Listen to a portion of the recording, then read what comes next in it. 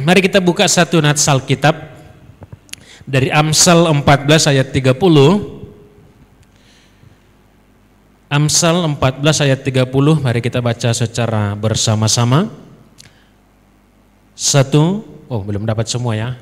Amsal 14 ayat 30. 1, 2. Ya. Hati yang tenang menyegarkan tubuh, tetapi iri hati membusukkan tulang. Iya, tema kita hari ini mastering negative emotion. Bagaimana kita mengelola emosi-emosi negatif di dalam hidup kita. Nah, siapa yang pernah marah? Siapa yang pernah marah-marah? Marah sama marah-marah beda kan? Ya, kalau marah itu sekali, tapi kalau marah-marah jadi kebiasaan. Ya kan? Siapa yang pernah sedih? Ya.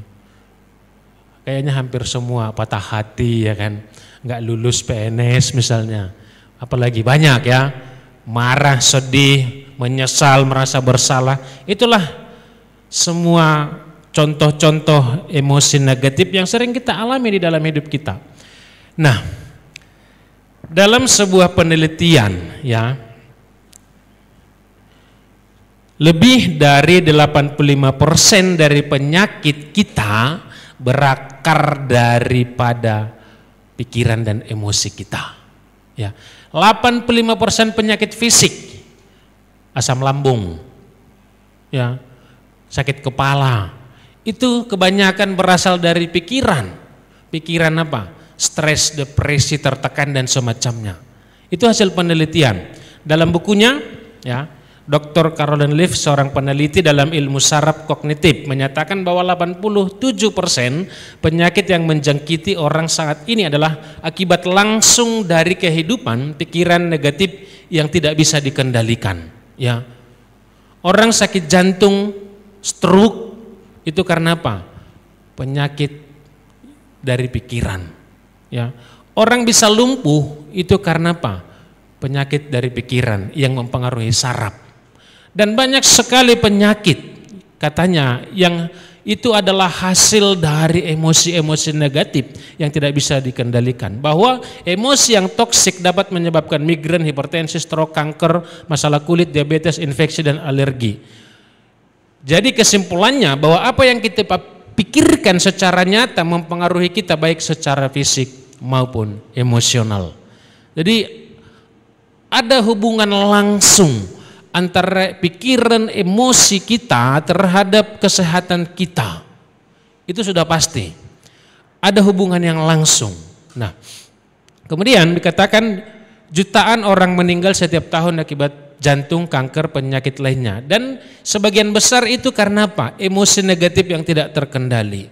Jadi dari sini kita dapat melihat bahwa beberapa penyakit kita yang merupakan indikator sebagai tanda membawa pesan bahwa sebenarnya banyak emosi-emosi negatif di dalam diri kita, masalahnya mengakibatkan penyakit fisik dan bukan ditangani secara fisik harusnya. Harusnya ditangani secara apa? Spiritual dan emosional. Ya. Banyak orang stres dikasih obat penenang, tapi bukan masalahnya di stresnya. Banyak orang nggak bisa tidur dikasih obat tidur, tapi masalahnya bukan karena dia masalah nggak bisa tidur, tapi mungkin banyak tekanan, banyak stres yang dia alami dalam hidupnya yang tidak bisa dia atasi. Ya. Siapa yang pernah takut tidur? Saya pernah takut tidur. Karena apa? Saya takut begitu saya tidur, bangun pagi besok itu sudah ganti hari. Artinya apa? Saya takut untuk hari besok. Karena banyaknya masalah yang menanti besok. Jadi saya takut tidur, stres. Saya pernah mengalaminya sampai beberapa kali ya, di dalam pelayanan. Jadi takut tidur karena apa? Begitu saya bangun, waduh besok udah hari Senin. Mikirkan lagi sianu, menghadapi sianu di dalam pelayanan. Ya. Lewat satu hari, malam takut lagi tidur, nanti jam 2, jam 3 baru bisa tidur. Karena apa? Oleh karena stres. Ya. Puji Tuhan kalau belum pernah ya takut hari esok ya. Saya sudah pernah. Bukan karena takut maksudnya masa depannya, tapi takut masalahnya. Bukan karena saya takut nggak dipelihara oleh Tuhan. Nah, dan sering sekali kita salah menanganinya ya. Banyak orang bukan masalah emosional dan spiritualnya, tetapi itu diabaikan. Malah yang diobati apa? Melalui pengobatan fisik ya. Sehingga apa? Sering sekali masalah itu nggak terselesaikan, bahkan berakibat fatal ya. Banyak orang menangani masalah emosional, masalah spiritual ditangani secara jasmani. Sehingga itu tidak akan menyelesaikan permasalahan yang dia hadapi. Penyakit, pergumulan itu tidak akan terselesaikan. Karena apa? Penanganannya salah. Ya. Ini, misalnya begini. Kita marah-marah ya kan? Sebenarnya kita harus belajar untuk apa? Memaafkan. Bukan makan obat. Ketika kita marah-marah, hipertensi naik, yang kita makan apa? Amlodipin. Ya. Yang kita makan apa? Amlodipin. Padahal sebenarnya kita marah-marah karena ada orang yang nggak kita suka, ya kan? Tapi kita minum obat penenang. Kita harus khawatir dan percaya kepada Tuhan. Tetapi apa? Kita minum obat penenang. Ada orang ngasih main game supaya melarikan diri dari dunia. Yang dunia yang penuh dengan kekhawatiran dan ketakutan, yang dia kerjakan apa? Main game online. Yang anehnya ada pula main judi online, dikira dapat untung dari sana. Ya kan? Akhirnya apa? Masalah makin tinggi, makin stres. Ya. Ada yang jam kerjanya lebih dari 8 jam sehari demi mengejar setoran. Kalau demi mengejar setoran jangan ya. Ya. Itu mempengaruhi tubuh kita. Saya kepada istri saya katakan, Sabtu jangan kerja, apalagi hari Minggu. Sabtu aja enggak saya kasih kerja, apalagi hari Minggu. Maka saya suruh istri saya jadi guru, karena jam kerjanya pendek. Banyak waktu untuk dirinya sendiri, banyak waktu untuk keluarga, ada waktunya untuk refreshing dirinya sendiri. Ya, waktu liburnya banyak. Bukan berarti pekerjaan lain enggak boleh ya, nanti jadi guru pula kalian semua. Artinya apa? Jangan karena kekhawatiran tentang hari esok kita getol bekerja sehingga menjadi suatu penyakit, workaholic, gila kerja. Padahal apa? Tuhan sendiri dikatakan dalam 6 hari Allah menciptakan langit, bumi dan segala isinya dan beristirahat pada hari yang ke-7. Itu adalah pengajaran dari Tuhan bahwa kita ini butuh istirahat, bahwa kita ini butuh menenangkan hati dan pikiran kita. Ya. Tuhan sendiri mengajarkan itu bagi kita. Jadi jangan ya demi kekhawatiran. Nah, sekarang kita masuk kepada topik kita pada hari ini.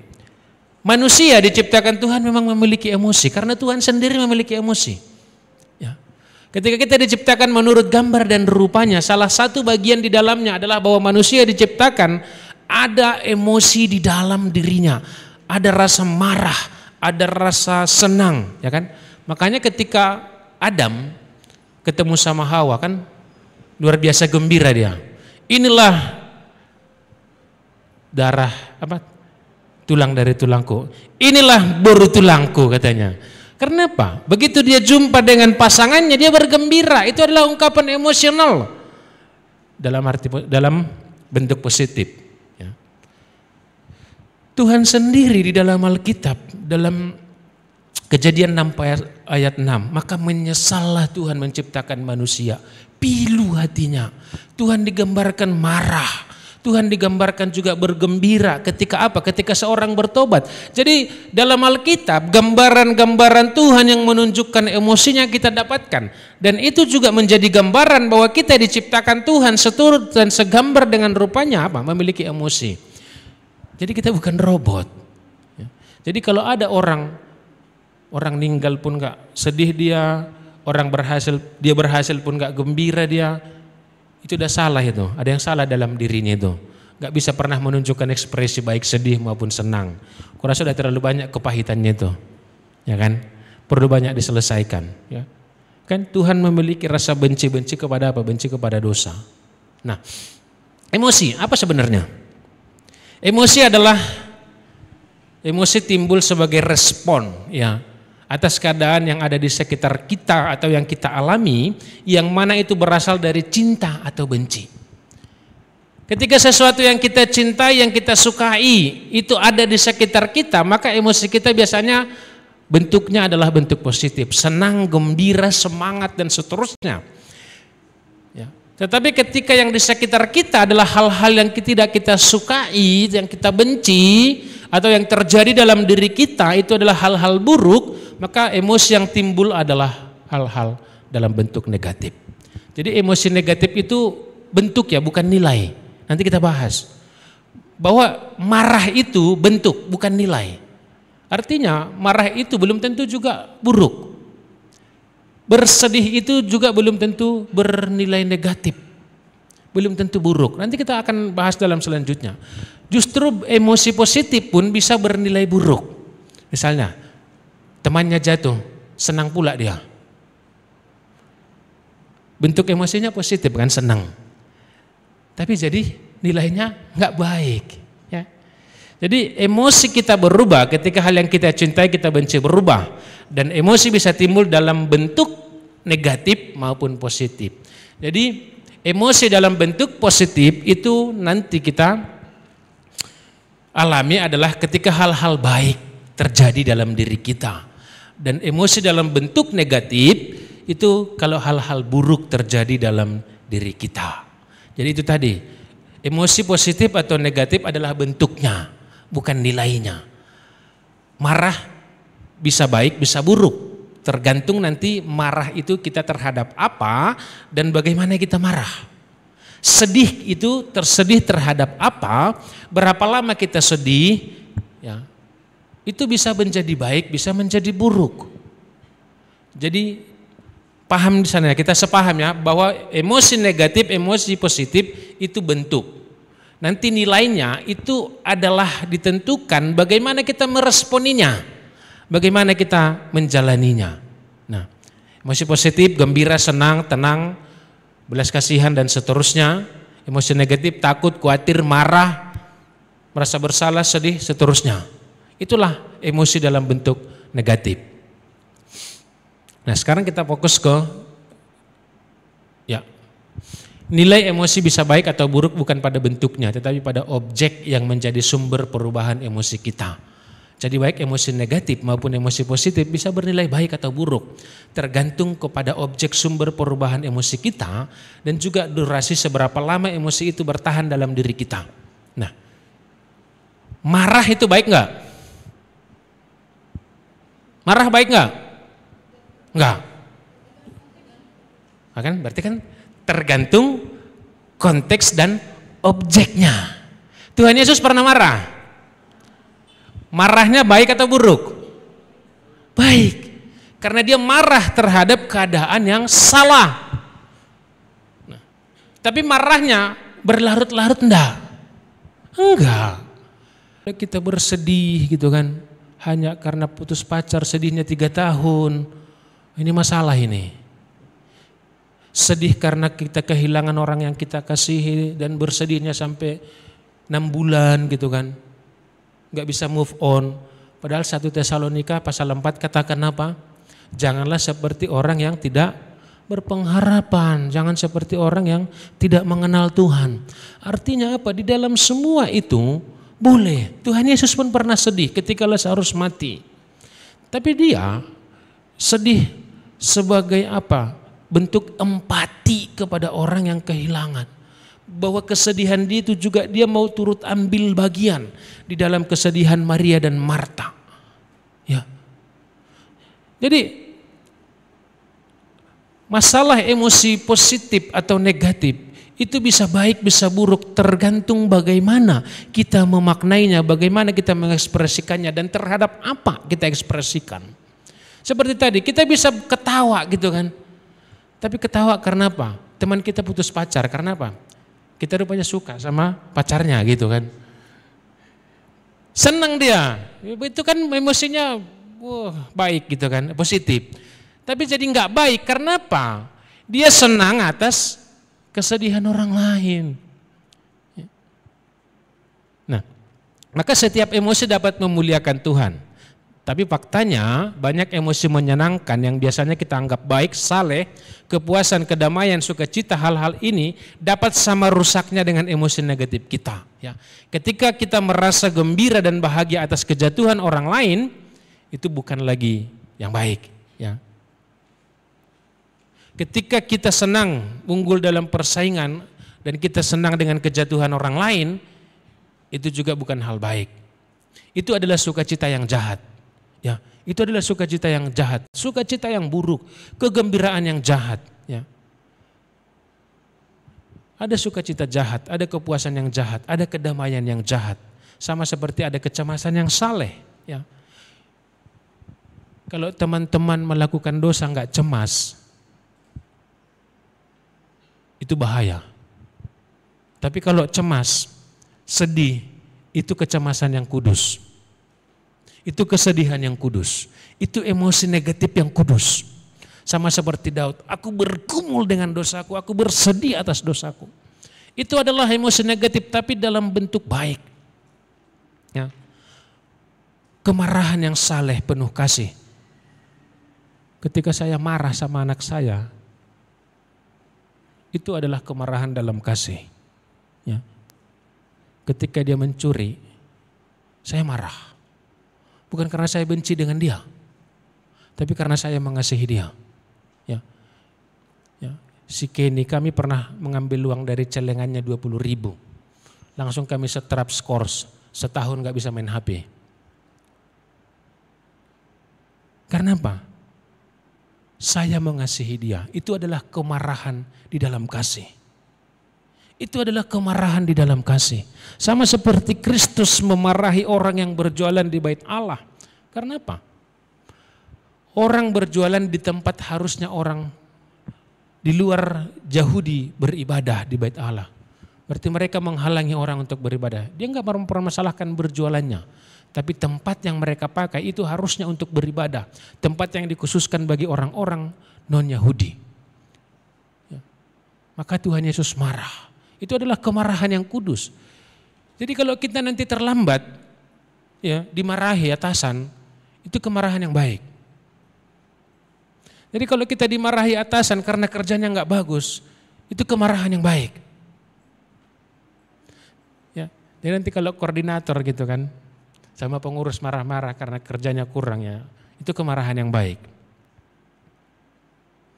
Jangan pula jadi bersedih kalian itu ya. Jadi emosi negatif timbul sebagai akibat kejatuhan manusia ke dalam dosa. Coba baca Kejadian 1 dan Kejadian 2 nanti. Gak usah dibaca sekarang, nanti di rumah. Coba teliti, ada enggak di sana hal-hal emosi negatif? Enggak ada. Nanti coba dikoreksi kalau saya salah.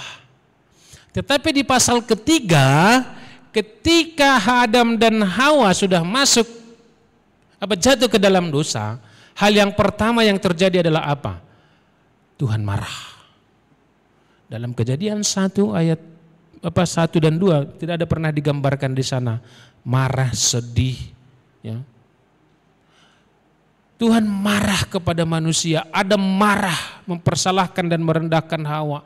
Kemudian Hawa mempersalahkan dan merendahkan ular.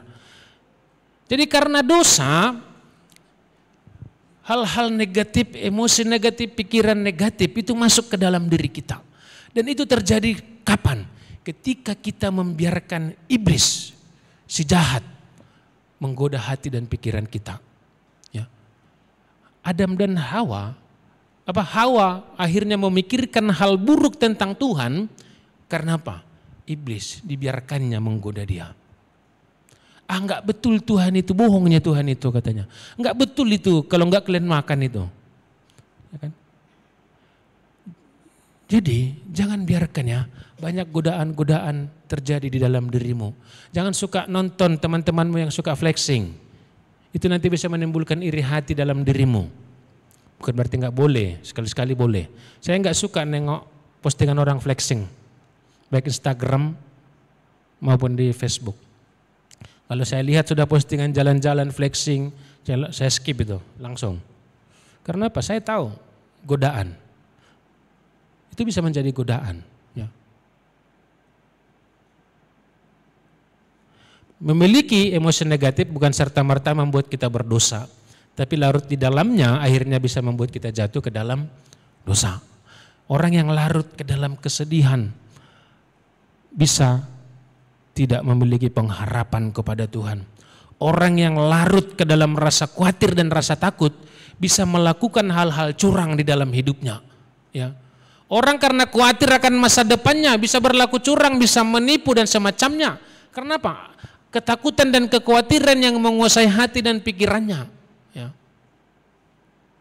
Orang yang terlarut dalam kemarahan akan bisa menimbulkan kepahitan di dalam dirinya. Orang yang terlarut di dalam semua hal-hal negatif itu akhirnya membuat dia jatuh ke dalam berbagai-bagai dosa di dalam hidupnya karena tidak bisa mengontrol emosi negatif dalam dirinya.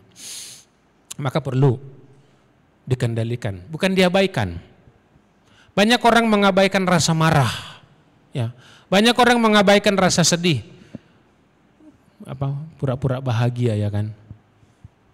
Karena apa? Nggak bisa mengungkapkan. Nggak bisa mengungkapkan perasaan, nggak bisa mengungkapkan emosinya kepada orang lain. Ya, sehingga apa? Dia mengabaikan. Ini menjadi masalah. Ya, ini menjadi masalah. Ya. Jadi perlu dikendalikannya. Karena apa? Dampaknya banyak. Masalah kesehatan jelas. Tadi di awal sudah kita sebutkan, ya kan? Masalah kesehatan sudah jelas. Saya pernah melayani orang sakit fisik, tapi masalahnya adalah kepahitan. Begitu kepahitannya selesai, pulang dia dari rumah sakit. Ya besoknya pulang. Ya. Masalahnya kepahitan sama anak-anaknya. Seorang orang tua yang sudah tua sakit karena apa? Ada rasa sakit hati dalam dirinya kepada anak-anaknya. Begitu kita tolong dia mengampuni, ya pulang. Maka Yakobus katakan apa? Hendaklah kamu saling mengampuni supaya kamu sembuh. Yakobus 5 ayat 16. Amsal 12 ayat 5. Iri hati, kekhawatiran bisa melemahkan tulang, membuat kita bongkok katanya. Amsal 14 ayat 30. Tadi kita sudah baca. Amsal 17 ayat 22. Hati gembira adalah obat, tetapi semangat yang patah meremukkan tulang. Jadi hal-hal negatif, emosi-emosi negatif dalam diri kita itu bisa mengurangi daya tahan tubuh kita. Dan bukan hanya daya tahan fisik kita, daya tahan pikiran kita. Orang yang dikendalikan oleh emosinya, maka daya akal budinya berkurang. Ya. Saya pernah marah-marah. Maka Alkitab katakan jangan mengambil keputusan dalam keadaan marah. Rasional kita berkurang. Ya, orang yang mengambil keputusan dalam keadaan marah, dalam keadaan sedih, itu bukan keputusan yang baik. Ya. Banyak orang pacaran bukan karena cinta, tapi karena pelarian. Itu keputusan di dalam keputusasaan. Itu keputusan di dalam kesedihan. Ya.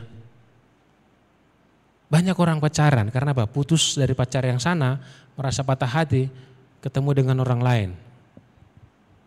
Itu bukan keputusan yang baik. Ya. Maka ada lagu Simalungun, jangan salahkan aku kalau pergi ke dukun, katanya. Bisa pula karena cinta katanya pula, ya kan? Ada lagunya itu. Karena apa? Dia tidak bisa mengendalikan, tertolak, ya kan? Akhirnya apa? Pergi ke dukun. Kesehatan, ya, bukan hanya kesehatan fisik tetapi juga pikiran. Maka jangan pernah menasehati orang marah. Jangan pernah menasehati orang jatuh cinta. Enggak akan masuk akalnya itu. Ya. Jangan pernah menasehati orang sedih. Ya. Enggak masuk akalnya itu. Orang sedih itu dihibur. Ya. Maka saya pernah di Stabat, ini hari Kemalangan. Saya bilang kepada banyak orang Batak di situ, kadang kita acara penghiburan di Kemalangan ini bukan kepentingan orang yang bersedih, orang yang berduka saya katakan, tapi kepentingan kita. Supaya apa? Orang lihat, oh kita bikin acara penghiburan, oh Punguan ini bikin acara penghiburan, Oh, STM ini bikin acara penghiburan. Dan kita buat pula acaranya panjang-panjang.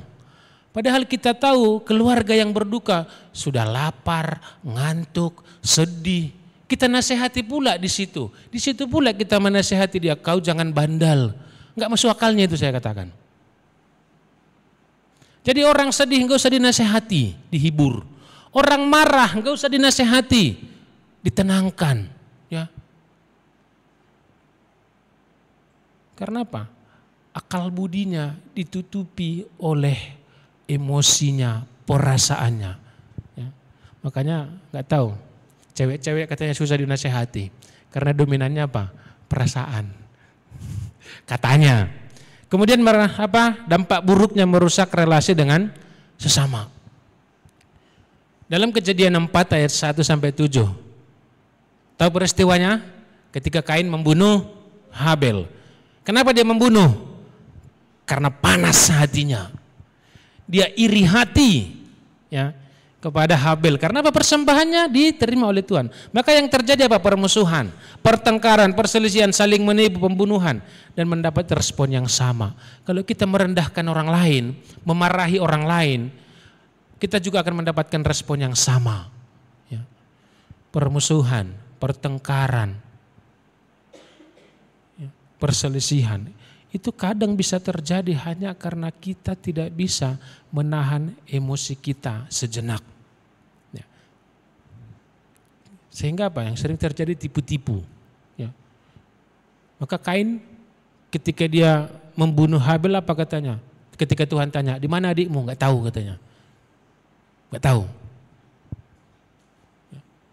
Jadi hati-hati ya dengan emosi-emosi negatif di dalam diri kita yang tidak terkendali. Walaupun tadi seperti yang disebutkan MC, pengaruh hormon perlu juga dikendalikan. Ya, kadang kan sebenarnya emosi negatif kita sering timbul karena apa? Eksternal ya kan. Apa namanya, rumah berantakan, PR belum siap, tuh kan. Ya, tapi ada juga pengaruh hormon, ya, khususnya perempuan, PMS. Tapi itu pun perlu dikendalikan. Karena apa? Kalau nggak dikendalikan bisa merusak suasana. Saya di rumah, karena istri sering menulis jadwal ya menstruasinya, biasanya katanya awal bulan. Kalau udah bad mood di awal bulan, ya udah saya diam aja lah. Ya saya udah diam aja lah. Oh udahlah, udah masanya ini ya kan gitu. Daripada saya juga menimbulkan emosi negatif, yang terjadi apa ini? Permusuhan, pertengkaran, perselisihan. Ya. Ya. Kalau dia tatut katanya pulang kantor, tatut. Saya bersiul-siul aja, nyanyi-nyanyi gitu kan. Saya dengerin juga biar dia puas. Karena kalau saya responi dengan hal yang sama, ya itu tadi. Kemudian apa? Merusak relasi dengan Tuhan. Emosi negatif yang nggak bisa dikendalikan bisa merusak relasi dengan Tuhan. Susah berdoa, ya kan? Usahakanlah dirimu tenang, kata Petrus, supaya kamu dapat berdoa. Kami pernah berantem, suami istri, malam mau tidur. Akhirnya kan karena kita janjian sebelum tidur selalu berdoa bersama. Mami yang bikin doa, enggak Dedi, Mami, Dedi. Akhirnya enggak bisa berdoa, udahlah doa masing-masing lah kita sebelum tidur. Akibat ini tadi yang enggak bisa dikendalikan, amarah ini berdua, kita berdoa pun sulit. Ya, itu tadi. Jadi dalam pelayanan ya, kalau masih ada yang belum terselesaikan, selesaikanlah. Karena itu bisa merusak relasi kalian dengan Tuhan juga. Bukan hanya dengan sesama pelayan, ya kan? Saya pernah di YPDPA ini, bukan di pemuda sih, ada orang yang enggak saya suka. Saya masih main musik masih, tapi saya enggak mau melihat ke bangku jemaat. Saya hanya tengok MC. Karena apa? Ada di sana orang yang enggak saya suka. Itu mengganggu. Karena amarah yang enggak bisa kendalikan. Ya. Susah memahami firman Tuhan. Ya. Orang yang dalam keadaan marah, keadaan sedih, keadaan khawatir, ya, sulit memahami firman Tuhan. Saya di gereja, sulit sekali memberikan pemahaman tentang mengandalkan Tuhan. bagi orang yang memiliki rasa khawatir yang tinggi dalam hidupnya. Ya. Susah sekali. Dengan alasan apa? Pak Pendeta, kita kan masih hidup di dunia. Ya, langsung saya katakan aja, memang kita hidup di dunia. Tapi Bapak bacalah Roma 12 ayat 2, saya katakan. Jangan kamu serupa dengan dunia ini. Ya. Akan sulit kita mengatakan dia berharaplah kepada Tuhan. Karena apa? Kalau rasa khawatirnya begitu tinggi, begitu hebat. Ya. Ya. Kami para pendeta ini gajinya besar, 10 koma. Tanggal 10 sudah koma. Ya kan? Selanjutnya titik-titik. Khawatir. Tapi apakah karena khawatir itu saya jadi enggak berdoa? Enggak juga. Ya berdoa aja terus, Tuhan sudah habis. Ya. Tuhan sudah habis. Kalau kita bisa mengendalikan rasa khawatir itu baik. Dalam arti positif. Kalau kita nggak pernah khawatir dalam hidup ini, kita nggak pernah berjaga-jaga dan berhati-hati. Ya. Susah kita memahami firman Tuhan ketika kita dikuasai oleh emosi yang tidak dikendalikan. Ya. Susah taat kepada firman Tuhan, kan sulit. Orang yang dikuasai oleh rasa negatif dalam dirinya sulit untuk taat kepada firman Tuhan.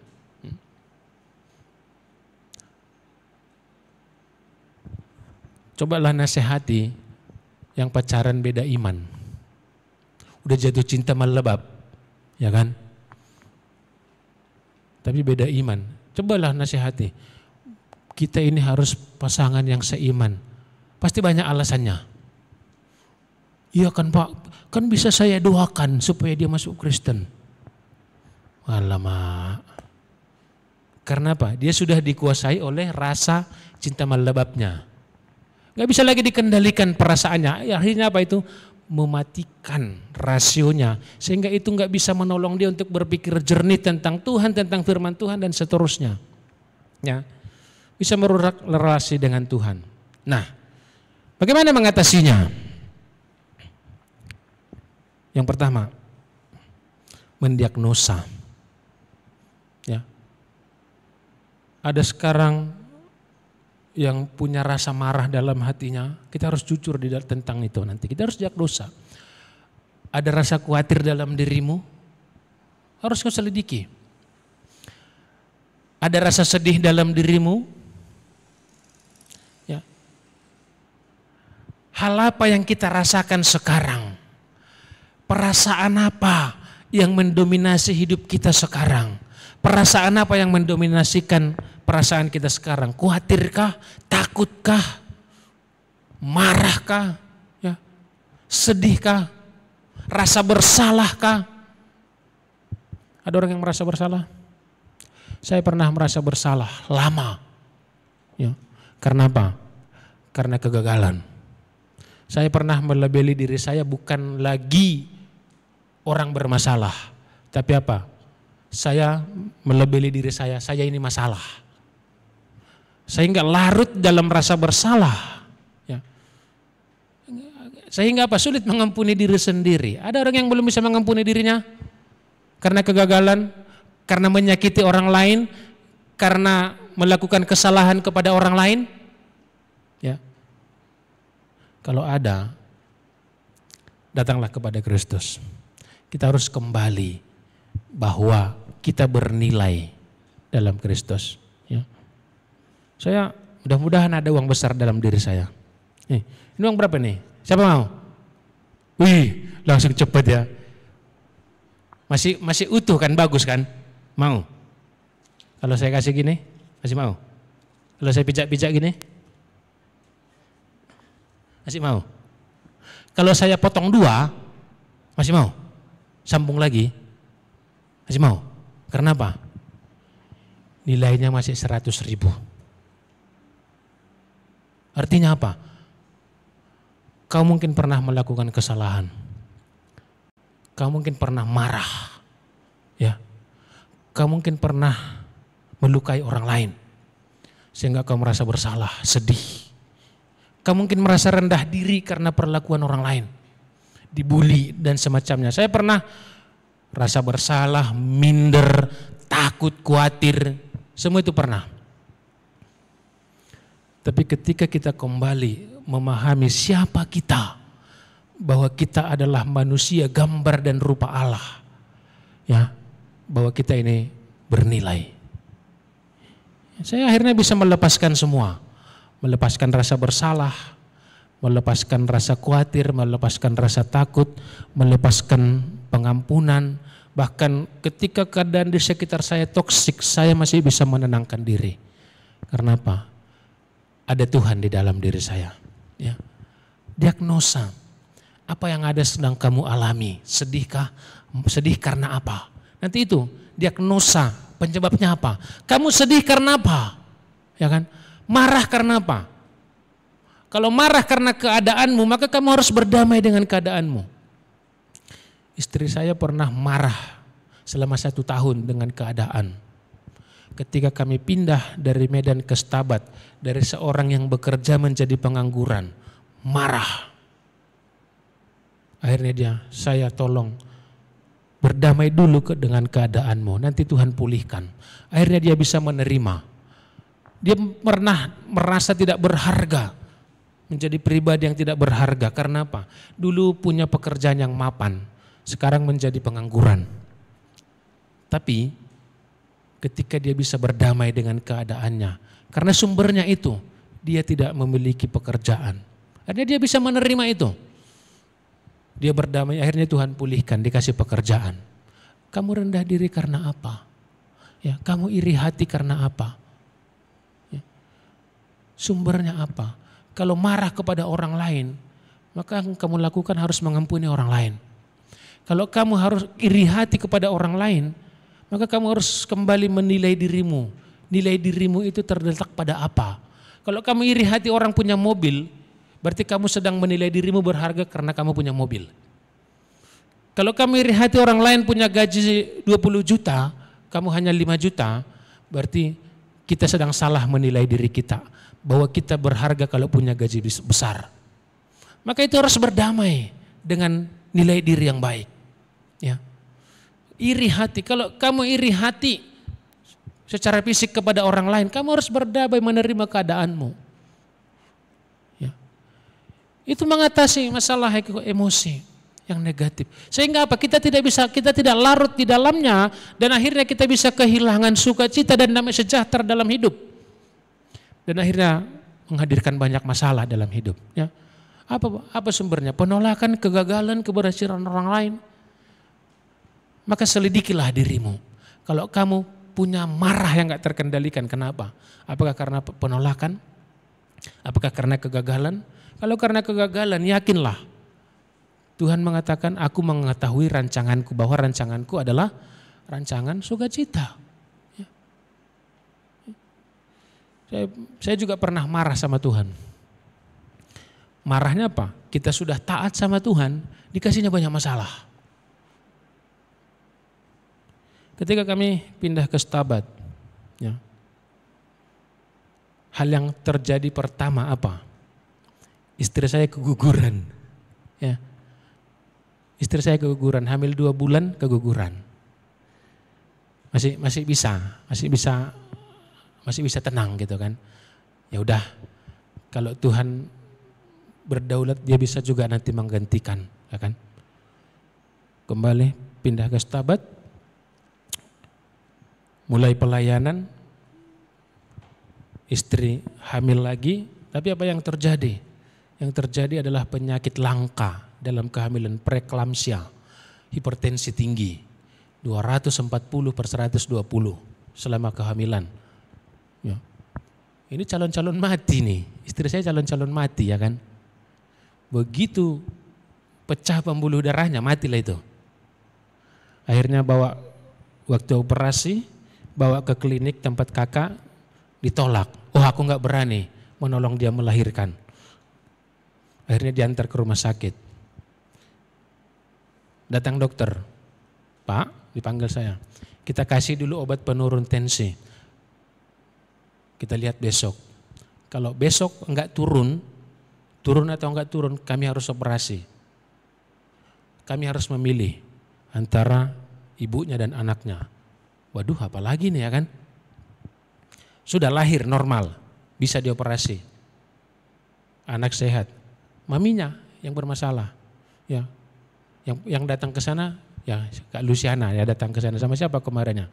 Lebih besar perutnya setelah dioperasi daripada setelah hamil. Masuk ICU seminggu, hari kelima datang dokternya, Pak, saya sudah nyerah, Bapak banyak-banyak berdoa sajalah.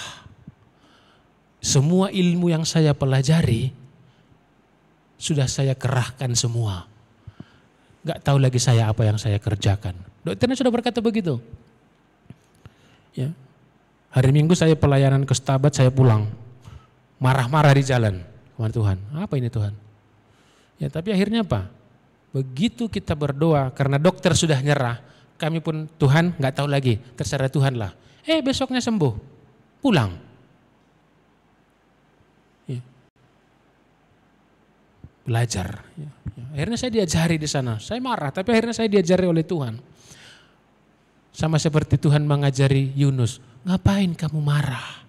Katanya. Yunus kan hamba Tuhan yang suka marah-marah itu. Jadi mari, apa sumbernya gitu kan? Sumbernya apa? Kemudian kita harus jujur, itu tadi berdamai ya. Ada orang, aku gak marah katanya, tapi giginya rapat. Ya kan? Enggak, aku gak marah aku katanya. Itu gak jujur itu. Emosi negatif itu memang harus kita keluarkan loh. Tuhan Yesus sedih, dia keluarkan. Marta dan Maria sedih ketika Lazarus, dia menangis. Daud ketika anaknya mati dia menangis. Ketika dia berdosa dia menangis bersedih. Ya. Itu perlu. Untuk mengatasinya memang kita perlu. Kenapa orang mengalami kepahitan? Itu karena kemarahannya gak pernah terucapkan. Kenapa orang hidup di dalam kekhawatiran dan hopeless? Karena nggak pernah dikeluarkan ya kekhawatirannya, ketakutannya dalam dirinya. Maka kita harus menerima bahwa kita marah. Kita harus jujur, Tuhan aku sedang marah. Ya, saya berdoa sama Tuhan jujur dalam pelayanan ya. Maka selanjutnya apa? Serahkan. Tuhan aku marah sama si Anu. Saya kadang berdoa seperti itu, Tuhan aku marah sama si Anu. Aku marah sama istriku. Kenapa? Mazmur 51 ayat 4 dan 6. Dia pemazmur mengungkapkan, Tuhan aku takut, aku khawatir. Jadi kita perlu, apa masalahmu? Ya kan? Khawatir akan masa depanmu. Ingat firman Tuhan, burung-burung di udara enggak menabur, dipelihara Tuhan. Artinya burung yang enggak menabur aja pun, enggak bekerja aja pun dipelihara Tuhan. Apalagi kamu yang bekerja. Kecuali kamu enggak kerja, karena kamu bukan burung. Ya kan? Tapi kalau kamu burung ya enggak bekerja. Tapi kita manusia gitu loh. Kamu yang bekerja dengan baik, ngapain kamu khawatir dalam hidup? Ya, ngapain? Saya enggak khawatir, walaupun sering digoda oleh orang lain. Pertemuan para pendeta, Pak, pendeta naik apa? Naik sepeda motor. Gak naik mobil. Wah, terlalu banyak mobilku, susah bawanya, aku bilang. Terlalu banyak, di Stabat banyak mobil. Sebenarnya tinggal pilih aja, Pak, pakai mobil. Tapi saya gak mau. Ya kan? Serahkan emosi, ya kan? Khawatir, takut, sedih. Ya kan? Saya sering berdoa, Tuhan aku takut. Pendeta pun ada takutnya. Takut gagal di dalam melakukan pelayanan. Iya, takut. Itu terasa takut yang baik. Ya, saya kadang setiap Sabtu doanya, Tuhan aku takut. Besok aku nyampaikan firman Tuhan, aku takut. Ya. Ini pun tadi berangkat dari Tuhan aku takut gitu, ya kan? Serahkan emosi kita kepada Tuhan, sedih, khawatir, takut dan semacamnya, marah. Tuhan kita Tuhan yang ngerti kok, ya kan? Bukan hanya rasa, orang-orangnya doakan juga, tapi Tuhan aku marah sama si Anu, tolonglah supaya aku bisa berdamai dengan si Anu. Tuhan, aku sedih karena kehilangan orang tuaku, tolonglah agar aku ada orang yang bisa menghibur aku gitu. Tuhan, aku sedih belum punya pekerjaan, aku khawatir belum punya pekerjaan. Tapi doakan juga hal-hal yang membuat kita tadi mengalami emosi negatif tadi. Jangan pula kita hanya Tuhan aku takut, Tuhan aku khawatir. Ya. Bawa juga orang-orang dan keadaan yang menjadi sumber emosi kita kepada Tuhan. Orang-orang yang menyakiti kita, keadaan kita yang buruk dan seterusnya. Jangan hanya larut di dalam kesedihan. Ai mati na mau katanya pula kan.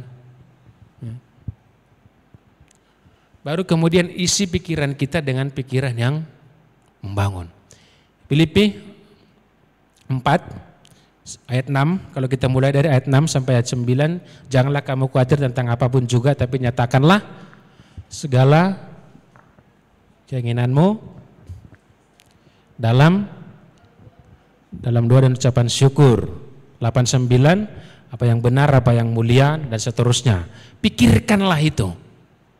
Maka damai sejahtera Allah yang melampaui segala akal akan memelihara hati dan pikiranmu. Ya. Tahu, udah saya mau panggil Bapak Ibu karena biasa setiap hari Minggu Bapak Ibu. Teman-teman, ya kan, yang sering mengganggu saya di dalam menggembalakan gereja adalah apa? Pak, jemaat kita kok sedikit yang datang. Saya positif aja. Loh, saya sudah kerjakan, saya sudah mengunjungi dia ke rumah. Di mana saya ketemu, saya sapa, saya ingatkan. Jadi kalau dia nggak datang, berarti bukan urusan saya katakan. Pikiran kita tentang hal-hal yang negatif dalam hidup ini, kalau kamu sudah melakukan segala sesuatunya dengan apa yang bisa kamu kerjakan, maka serahkanlah semuanya kepada Tuhan. Ya. Di tempat kami banyak khawatir tentang anak, masa depan anak-anak. Saya tantang, Pak, Bapak sudah mengerjakan maksimal untuk mendidik anak, membesarkan anak, mengajar anak. Hehe katanya. Berarti apa? Belum maksimal kan? Maka wajar dia khawatir.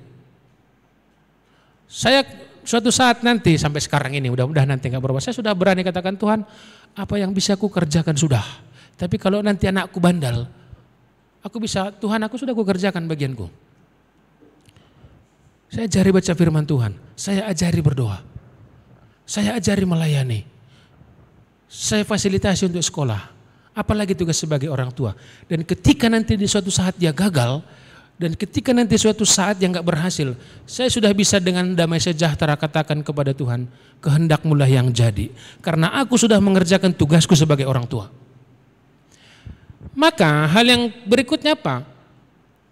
Kerjakan dulu bagianmu. Ya. Kerjakan.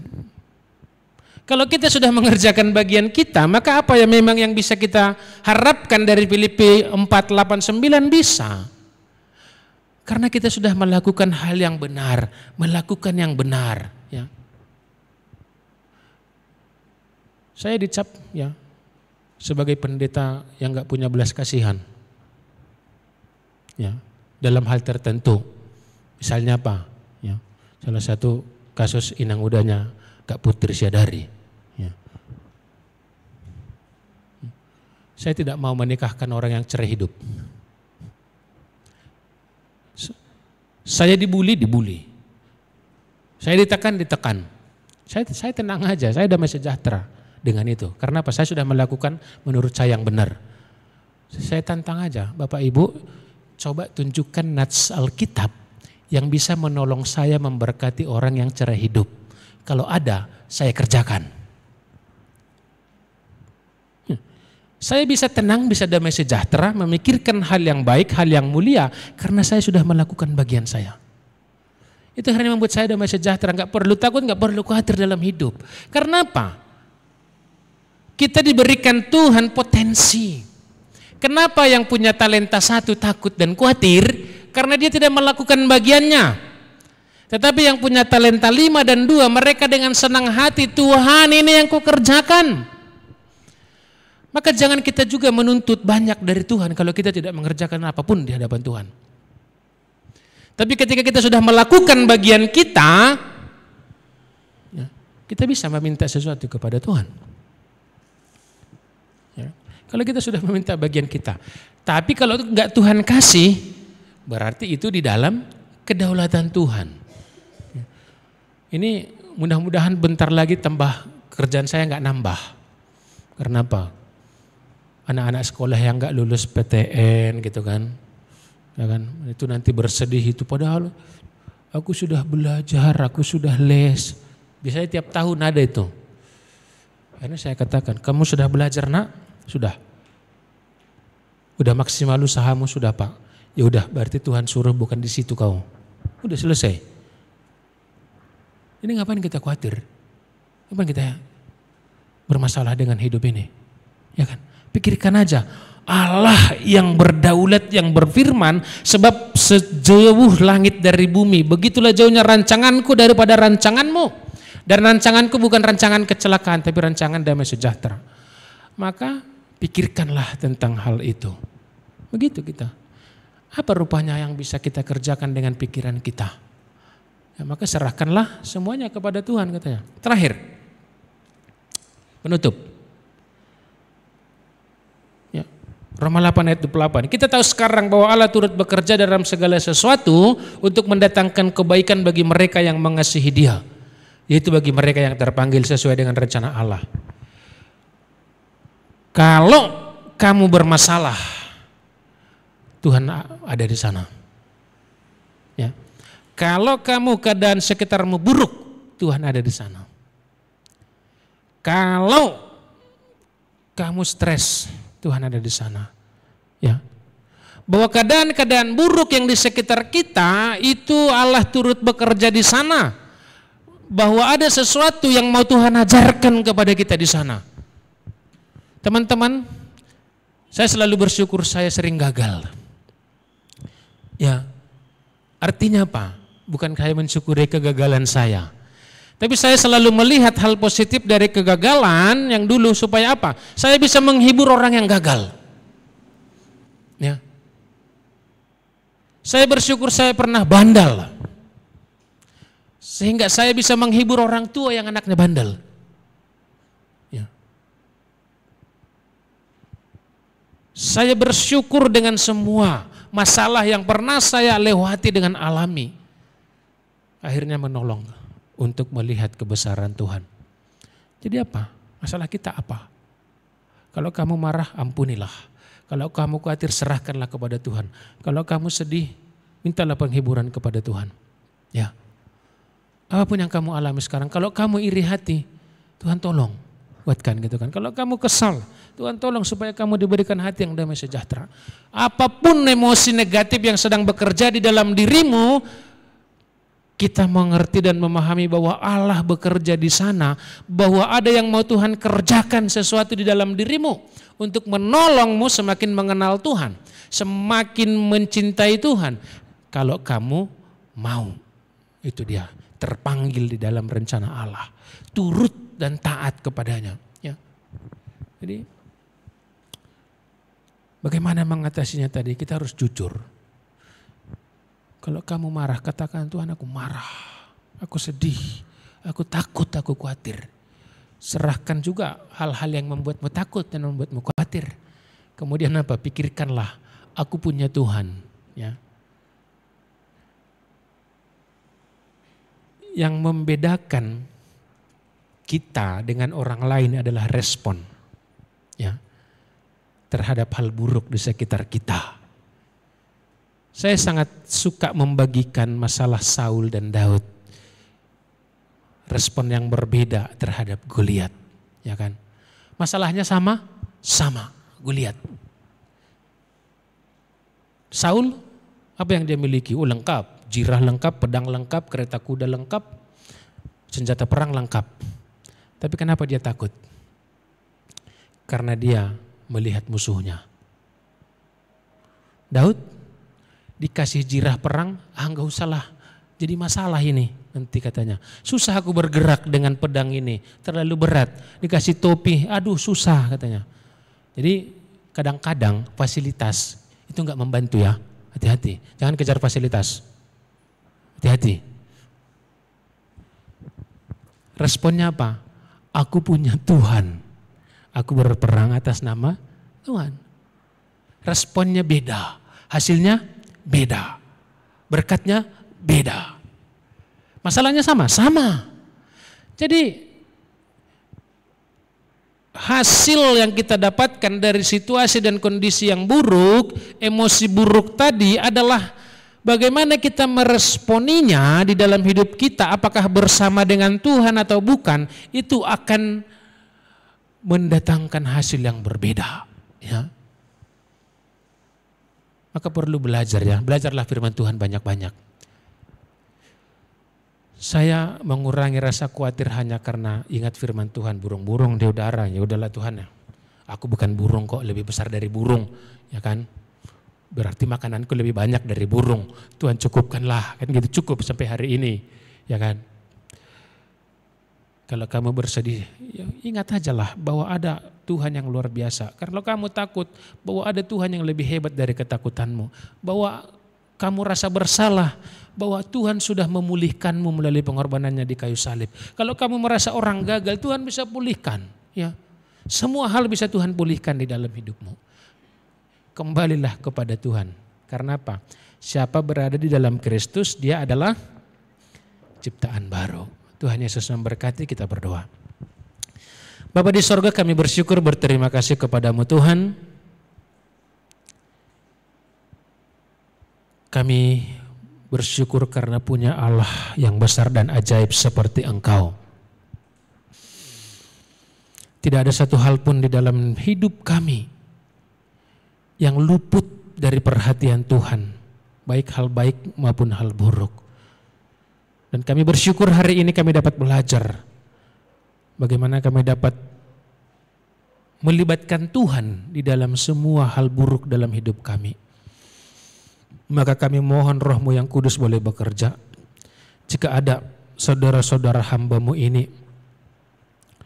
memiliki kemarahan, kepahitan yang belum terselesaikan sampai dengan saat ini, baik kepada orang tua, baik kepada saudara, baik kepada siapapun, bahkan baik kepada Tuhan sendiri.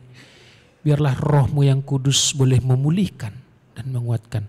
Jika ada yang bersedih oleh karena kegagalan, merasa bersalah oleh karena kesalahan yang pernah dikerjakan, biarlah Kristus yang sudah menebus kami itu boleh memulihkan, menguatkan dan menghiburkan. Jika ada ketakutan dan kekhawatiran kami tentang masa depan, tentang hal apapun juga, biarlah kami mengingat janji Tuhan bahwa Engkau tidak akan pernah meninggalkan kami. Tolong kami agar selalu mengandalkan kuasa Tuhan di dalam hidup kami sebagai sumber pertolongan, sumber kekuatan, sumber penghiburan di dalam hidup kami. Sehingga kami dapat menang atas setiap hal-hal buruk, perasaan buruk, pikiran buruk di dalam diri kami. Dan kami dapat merasakan sukacita dan damai sejahtera di dalam hidup kami. Dalam nama anak-Mu Tuhan Yesus Kristus kami berdoa. Amin.